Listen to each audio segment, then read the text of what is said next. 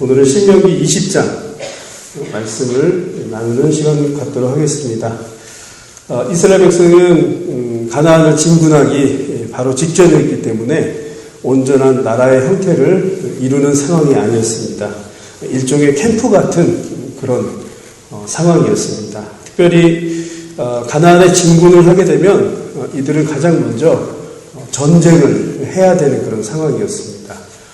그래서 하나님께서는 이 신명기 20장을 통해서 전쟁을 어떻게 준비하고 또 그 전쟁을 통해서 얻을 수 있는 교훈들을 잘 설명을 해주고 있습니다.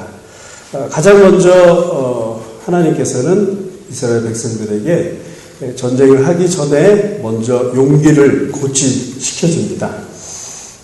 우리가 살아가는 동안에도 항상 하나님이 우리와 함께 하신다라고 하는 그 믿음이 중요하듯이 이스라엘 백성들에게도 전쟁을 하기 바로 직전에 하나님이 힘을 주셨습니다. 내가 너희와 함께 한다라고 1절에 보면 그들을 두려워하지 말라라고 이렇게 말씀을 하셨습니다.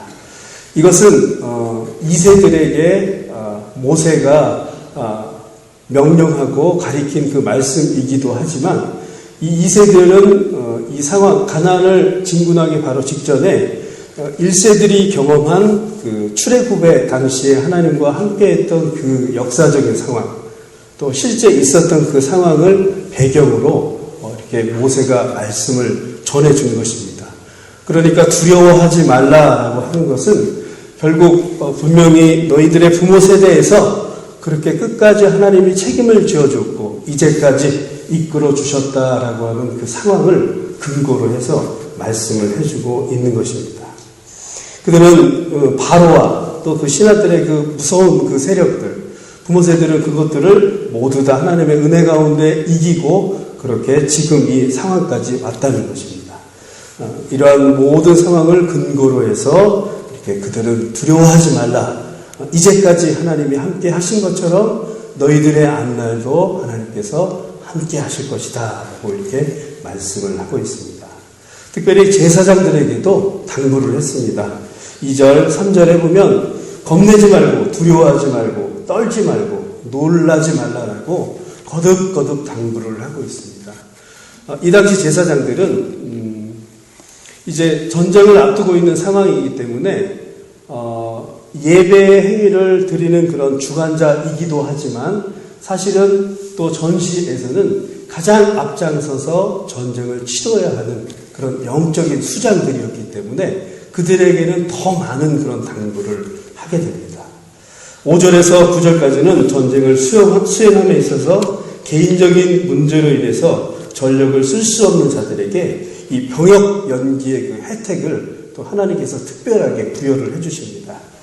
그래서 5절을 보면 군인으로서 합당하지 못한 첫 번째 걸림돌이 바로 낙성식을 행하지 못한 그런 자들에게 병역 면제의 혜택을 주었습니다. 낙성식을 하지 못했다라고 하는 것은 집을 짓고 나서 하나님께 영광을 올리고 예배를 드리는 그런 행위였습니다. 그런데 그거를 하지 못한 채 징집을 한 그 군사들에게는 오히려 전쟁에 참여하지 말고 집에 가서 하나님께 의탁하고 가족 공동체와 함께 하라라고 하는 그런 것들을 먼저 말씀을 해주십니다.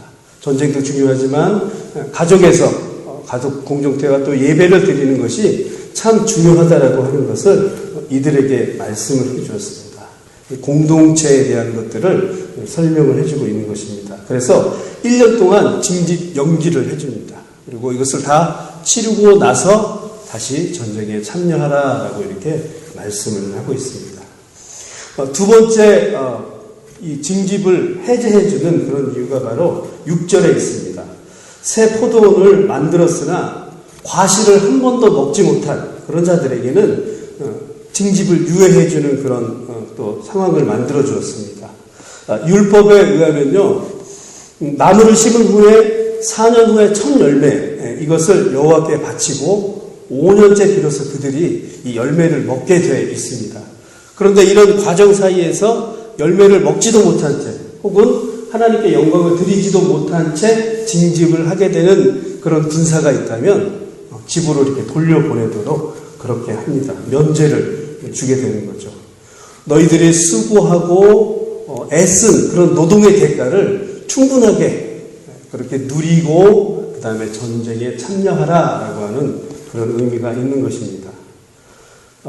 그 다음 보면은요, 세 번째 이유는 바로 약혼을 했으나 아내를 취하지 못한 그런 경우에 징집유예를 하게 됩니다. 유대인에게 있어서 약혼이라고 하는 것은 사실상 결혼하고 똑같습니다. 그러니까 아내를 맞이하기 위해서 약혼을 했고 결혼을 앞두고 있는 이 사람이 아내와 이렇게 함께하지 못한 상황에서 전쟁을 치르는 것을 하나님은 원치 않았다라고 하는 것입니다. 이 전쟁도 중요하지만 이 강압적으로 봉사하는 것들을 하나님은 원치 않았다라고 하는 것입니다. 그래서 충분히 가정을 돌보고 그리고 약혼녀를 잘 또 기쁘게 하고 그리고 전쟁에 참여하라라고 그렇게 하나님은 말씀을 하십니다. 시편 110편 3절에 보면 주님의 백성들이 헌신을 할 때는 즐거이 헌신하라라고 이렇게 말씀을 하고 있습니다. 사랑하는 성도 여러분, 우리가 여러 가지 모양으로 교회에서 헌신을 하고 또 여러분들이 하나님을 기쁘시게 합니다. 중요한 것은 우리의 마음에서 그것들이 중심에서 드러나야 한다라고 하는 것입니다. 근심이 항상 있고 불평과 불만으로 하는 것이 아닌 즐거이 하나님을 기쁘시게 하고 우리의 중심에서 우러나온 헌신이 중요하다라고 하는 것을 바로 오늘 세 번째 병역 특례를 통해서 말씀을 해주고 있습니다. 네 번째, 두려워서 마음에 겁내는 그런 자들.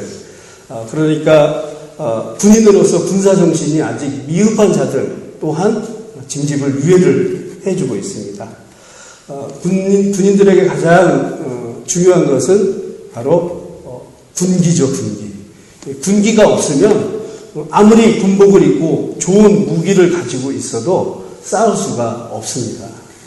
어떤 면에서 군사들에게 가장 중요한 이 부분이죠. 근데 이것들이 마음에 준비되지 않는 그런 백성 또 그런 군인들은 오히려 집으로 돌아가는 게 훨씬 낫다고 그럽니다. 왜 그런가 하니 이 군인들이 전시에 나갔을 때는 오히려 전쟁에 승리하는 것보다 그 사람으로 인해서 더 수많은 사람들이 당하게 됩니다. 적군으로부터. 그래서 그런 친구들은 오히려 집으로 돌려보내도록 하나님은 이렇게 명령을 하고 있습니다. 낙담하고 힘들어하고 어려워하는 사람은 그렇게 돌려보냅니다. 사사기 7장 3절에도 보면 이와 유사한 상황이 있죠. 기드온 백성들을 뽑을 때도 거의 300명의 용사를 뽑을 때 보면 3분의 1을 돌려보냅니다. 그 중에 많은 이유가 이런 군기에 합당하지 않는 그런 사람들을 돌려보내는 것을 보게 됩니다. 특별히 신명기 20장 10절에 보면은요, 우리 한번 10절 한번 읽어보도록 하겠습니다. 시작. 내가 어떤 성읍으로 나아가서 치료할 때 그 성읍에 먼저 화평을 선언하라. 네, 아주 중요한 그런 말씀을 하나님이 해주시고 계십니다. 전쟁이지만 전쟁에 앞서서 평화를 먼저 선언해라. 어떤 면에서는 앞뒤가 안 맞는 그런 논리입니다. 전쟁을 하는데 어떻게 평화를 선언하라 이렇게 하나님이 말씀하시는가. 즉 하나님 자신은 평화의 하나님, 화평의 하나님이라고 하는 것입니다. 그것을 먼저 선포하라라고 하는 것입니다.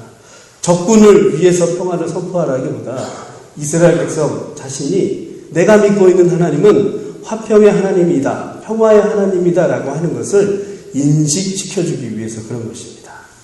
하나님은 그 전쟁 와중에서도 이스라엘 백성들에게 화평의 하나님, 평화의 하나님이라고 하는 것을 그렇게 그 과정을 통해서 가르쳐 주고 있는 것입니다. 19절, 20절을 보게 되면 이 유실수목을 찍어버리지 말라 이렇게 또 명령을 하고 있습니다. 전쟁 가운데서도 너희들의 먹을 것들을 충분히 준비하고 예비해야 된다. 오늘 말씀을 보면 상당히 많은 그런 내용을 이렇게 제가 쭉 정리를 했습니다. 준비하면서 어떻게 포인트를 잡아야 할지 고민을 많이 했고요. 특별히 여러분들이 이 본문을 읽고 지금 이 전쟁법을 제가 이렇게 설명을 했을 때 과연 우리가 살아가는 이 시점에서 이 말씀을 어떻게 적용을 해야 할 것인가, 무슨 상관이 있을까 이렇게 고민을 하실 것입니다. 저도 말씀을 준비하면서 좀 고민을 해봤습니다. 구약의 전쟁은 지금 이렇게 보셨지만 다분히 외적이고 물리적인 그런 내용들이 참 많이 있습니다. 우리가 살아가는 지금 현재는 이 전쟁이라고 하는 것이 어떤 북한을 쳐부수고 우리가 주변에 있는 것들을 무너뜨리는 그런 물리적인 그런 전쟁 상황 가운데 살아가는 그런 교회는 아무도 없습니다. 오히려 내적이고 영적인 그런 전쟁을 치르면서 매일매일 살아간다라고 하는 것입니다. 오늘 살아가는 우리들은 우리한테 치러질 전쟁은 바로 영적인 그런 전쟁이라고 하는 것입니다. 그래서 디모데후서 4장 7절을 보면 사도 바울은 이 자신의 삶을 이렇게 토로하고 있습니다. 나는 선한 싸움을 싸우고 나의 달려갈 길을 마치고 믿음을 지켰다라고. 우리가 살아가는 매일매일은 영적인 싸움을 하는 그런 날이고요. 그리고 선한 그런 싸움을 해야 되는 그런 나날이어야 한다는 것입니다. 하나님을 붙들고 매일매일 말씀을 붙들면서 영적인 선한 싸움을 통해서 이기면서 살아가야 한다는 것입니다. 예배를 드리고 여러분의 삶의 터전은 보이지 않는 나를 무너뜨리려고 하는 그런 수많은 그런 영적인 그런 싸움들이 우리를 무너뜨리려 한다는 하는 것입니다. 그런 싸움에서 우리는 이겨야 한다는 것입니다. 하나님과 반대되는 길을 간다는 것, 이것은 우리가 수고하지 않아도요, 그 자체로만으로도 죄로 떠밀려가는 그런 상황인 것입니다. 여러분들이 노력하지 않아도 죄 쪽으로 가는 것은 그렇게 매일매일 가고 있다라고 하는 것입니다. 마치 흐르는 물에 자신의 몸을 가만히 맡겼을 때 힘을 주지 않으면 어떻게 되죠? 하루로 점점 밀려가게 돼 있습니다. 우리의 살아가는 환경이 그렇습니다. 노력하지 않고 영적인 싸움을 하지 않으면 죄 쪽으로 여러분들이 밀려가는 그런 매일을 살아가고 있다라고 하는 것입니다. 그래서 상류로 올라가기 위해서 하나님의 뜻과 부합되고 말씀대로 살려는 그 상류로 올라가기 위해서는 부단한 에너지와 노력이 필요하다라고 하는 것입니다. 그게 오늘날 살아갈 우리의 영적인 싸움이라고 하는 것입니다. 가만히 정체된 신앙은요, 나도 모르는 사이에 하나님과 멀어지게 됩니다. 오늘도 열심히 또 하나님의 뜻을 쫓아 또 영적인 싸움을 이기기 위해서 오늘 이렇게 새벽에 나오셨는데요. 이 말씀을 통해서 오늘도 승리하셔야 합니다. 하나님의 말씀 가운데 거하시고 나를 무너뜨리라는 것들을 계속해서 여러분들이 기도함으로 말씀을 통해서 이기셔야 한다는 것입니다. 부단한 영적인 싸움을 그렇게 매일매일 살아가야 한다는 것입니다. 무거운 중병에 걸린 그런 환자들은요, 가장 큰 문제가 자신이 병에 걸리지 않았다라고 하는 그 안심이라고 하는 마음입니다. 병에 걸렸음에도 나는 병에 걸리지 않았다라고 안심하는 그 마음이 결국은 병원을 찾지 않고 의사를 찾지 않으므로 가만히 죽게 된다는 것입니다. 우리는 죄인이기 때문에 사실은 무거운 중병에 지금 걸려 있습니다. 신앙의 안심이라고 하는 그 마음을 갖고 있다면 우리는 머지않아서 도태되고 하나님과 반대되는 그런 상황을 만들 수 있다라고 하는 것입니다. 이쯤이면 되겠지라고 하는 그런 안심의 신앙 매우 조심해야 한다는 것입니다.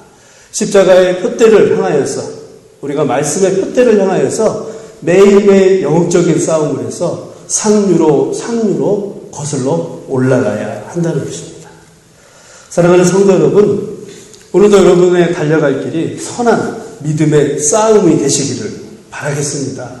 그래서 그 싸움 속에서 성령님과 함께 하시고 역사하시고 승리하는 그런 하루가 되시기를 간절히 바라겠습니다.